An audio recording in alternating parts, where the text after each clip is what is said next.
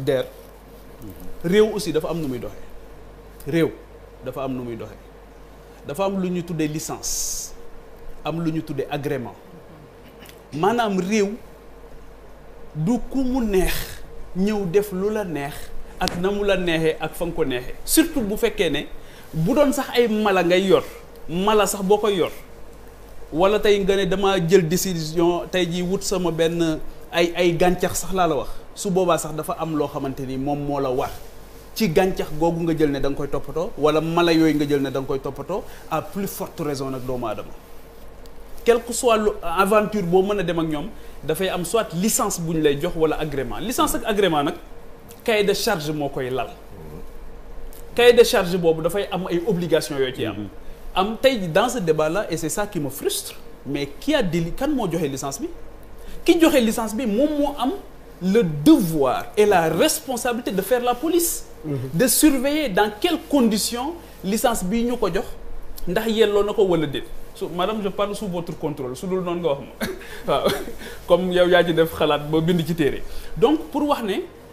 am na ci loo xamante ni ci réew su amee rapidement on situe les niveaux de responsabilité et je comprends pourquoi ça a été laborieux pour Malal. Oui. Parce que en réalité li tax mu laborieux mooy lii tribunal médiatique du ko lijjanti. Et c'est là où celui qui est quelque part par procuration le procureur de la République censé représenter le peuple c'est là où il trouve tout son sens dans la société dañ koy dimbali mais mënuñu toog nit ñi di dóorante bopp ñii di wax am na ci ñoo xamante ni seen mbiri bopp lañ ci bëgg a lijjanti ci biir ñii bëgg cee régler ay comptes ñu bàyyi ku nekk di wax ak nu mu la neexee alors que moom mi nga xamante ni il est le seul à pouvoir connaître ce qui se passe dans ce dossier jusque dans ses profondeurs yi gën a sori mais kooku rek moom moo war a taxaw nag daal ne mbir mi lii moo ci xew wala fii lañ ci toll fii lañ ci jëm ñii ñooy les personnalités qui ont été citées ñii ñooy les personnes morales ou physiques qui sont responsables mënuñu ko xam moo tax c'est laborieux pour tout le monde loolu mooy par rapport à ce qui se passe mooy le viol supposé ou réel que nous condamnons avec la dernière énergie il y a pas de débat à ce niveau c'est-à-dire que c'est une condamnation systématique et énergique amul werante léegi nag bu dee loolu am na kenn rek moom moo ci mën dara c'est la justice moom moo mën a situer les responsabilités su loolu amee ba pare ñu xool nag ki nga xamante ni moom la ñu wax ne moo am licence organisée loolu est-ce que remplir na li nga xamante ni est-ce que la ñuy wax capacité technique et financière ndax am nga capacité technique yi ndax am nga capacité financière yi ba noppi ñu doog laa xool ndax lii dañ koo war a dindi wala déet wala ndax dañ la koo war a jox nga def ko wala déet donc kan mooy joxe licence bi kan moo waroon a def police bi kan moo ko waroon a saytu parce que moom ci boppam nee na sax ci biir waxam bi ma koy déggee mu expliquer mu ne waaw hôtel bi ma leen doon yóbbu dama doon wut ay nit yu leen di surveiller c'est problématique hôtel xanaa day louer hôtel bi yëpp bu fekkee ne day louer hôtel bi yëpp sax dañ ko war a d'accord ne ko conditions yi nga leen fii nga leen di jëlee concours bi ce sera au niveau régional su paree bu ñu ñëwee Dakar ci conditions yi lañ war a nekk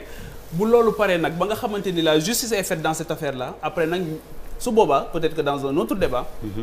mën nañoo ñëw nag waxtaane la pertinence de l'organisation de Miss Sénégal su boobaa c'est un autre débat qui est passionnant par rapport à nos objectifs de développement yi ñu am à tous les niveaux ban place la ci parce que Miss Sénégal boo demee ba nekk ko ak en tenant en compte bien sûr d'une certaine réalité sociologique boo xamante ni ci lañ koy organiser parce que mënoo ko organiser ci ni ko ñeneen ñi di organiser mën nga ko jël sénégaliser ko bien entendu en gardant certaines valeurs universelles ba nga xamante ni dina dëppoo ak suñu réalité ba nga xam parce que Miss Sénégal bu ñu ci eggee rek c'est le symbole et là où c'est dramatique aujourd'hui mooy on nous dit qu'on a violé un symbole c'est un symbole léegi nag symbole boobu bu ñu demee ba téye ko nga xamante ni nee nañ kii mooy Miss Sénégal nan lañ ko war a mettre dans une dynamique qui puisse accompagner nos objectifs de développement on a le nez sur le guidon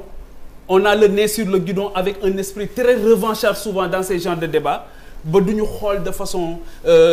holistique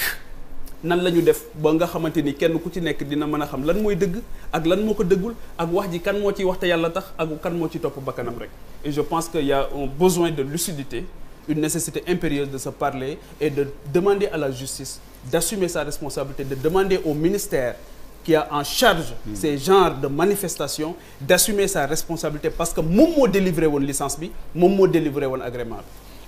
bi.